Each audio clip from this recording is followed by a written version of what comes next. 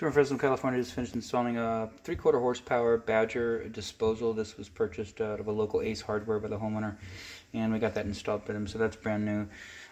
We have brand new hot and cold shutoff valves back there installed. The old ones were the integrated corrugated stainless steel valve and supplies, so we replaced those. So now you've got brand new shutoff valves back there.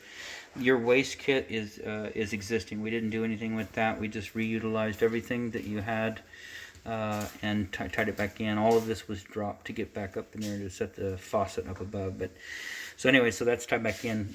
Again, basket strainer's yours, garbage disposal's yours. We installed it, so we warranted that, of course. Brand new flange on the top as well, and little fussing around with the air gap.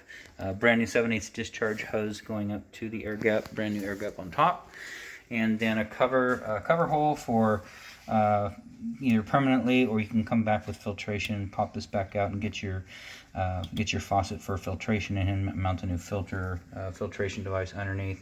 Soap dispenser was purchased by the homeowner, Kohler product, and then a Kohler faucet. And so everything's back together. We've run lots of water down this. Everything looks good outside of that. This installation is done.